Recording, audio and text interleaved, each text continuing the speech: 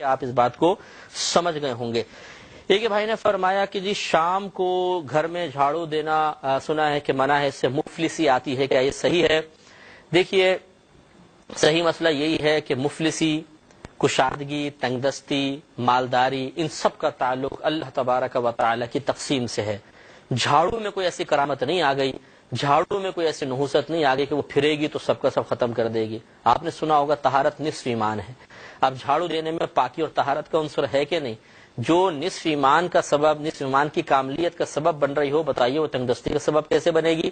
تو صحیح مسئلہ تو یہی ہے کہ جھاڑو سے کوئی فرق نہیں پڑے گا، چاہے آپ رات میں دیں چاہے دن میں دیں۔ کثیر ملک ایسے ہیں یورپ کنٹریز میں رات میں جھاڑو دی جاتی ہے۔ خود میں دبئی میں کافی عرصے رہا ہوں، اس کی کئی ریاستوں میں رہا ہوں۔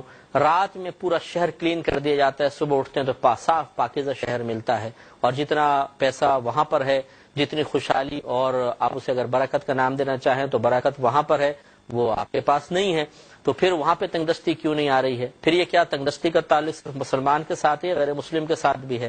غیر مسلم جھاڑو دے کچھ بھی نہیں ہوگا، مسلمان دے گا گھر میں تنگ دستی آ جائے گی۔ تو یہ صورتیں، اس قسم کی باتوں کو عوام میں عام کر کے ان کا توہمات کا شکار کروانا مناسب نہیں ہوتا۔ اب آپ کہیں گے جی بعض بزرگوں کی کتابوں میں بھی لکھا ہوا ہے۔ جی ہم بالکل تسلیم کریں گے لکھا ہوا ہے، لیکن کیوں لکھا ہوا ہے یہ جاننا بہت زیادہ ضروری ہے۔ کیا اس لیے کہ وہ اللہ تعالیٰ کی طرف سے دھیان ہٹا کے جھاڑو کی طرف دھیان لگانا چاہتے تھے کہ اللہ تعالیٰ رزق میں کشادگی تنگی کرنے والا نہیں ہے بلکہ جھاڑو ہے؟ ایسا تو ہو ہی نہیں سکتا۔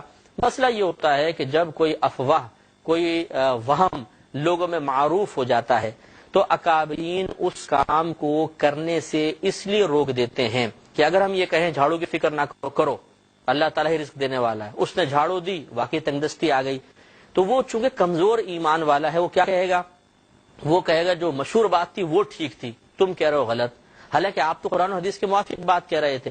تو وہ آپ کا رد کرتے ہوئے قرآن و حدیث کا رد کر دے گا۔ تو اس قسم کے ضعیف الاعتقاد اور وہمی قسم کے لوگوں کے ایمان کو بچانے کے لیے ہمارے اکابرین نے اس قسم کی باتوں کو کتابوں میں رکھا اور اس پر عمل کی تلقین بھی کر دی کہ کر لیا جائے۔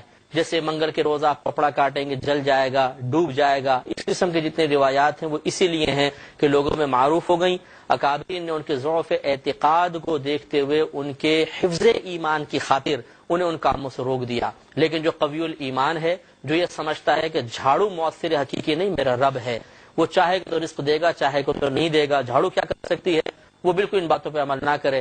اور اگر آپ یہ پوچھیں کہ اس قسم کی صورتحال میں ہمارے نبی کریم صلی اللہ علیہ وسلم کا طریقہ کار کیا ہے، تو ہم آپ کو بتائیں گے کہ سرکار نے شاید فرمایا کہ فَإِذَا تَطَيَّرْتَ فَامْضِ، کہ جب تم کسی بدشگونی میں مبتلا ہو اس کام کو کر گزرو۔ ہمارے نبی کی تلقین تو یہ ہے۔ بہرحال اس کے علاوہ اب نبی کریم کے فرمان کے مخالف اگر کوئی اس قسم کی باتوں کو پروموٹ کرے، بہت زیادہ لوگوں میں عام کرنے کی کوشش کرے اور انہیں اللہ پر توکل کے بجائے اس قسم کے توہمات کا شکار کروانا چاہے تو اس کی مرضی ہے۔ مختصر سا مزید بریک لیں گے، ہمیں یقین ہے آپ ہمارے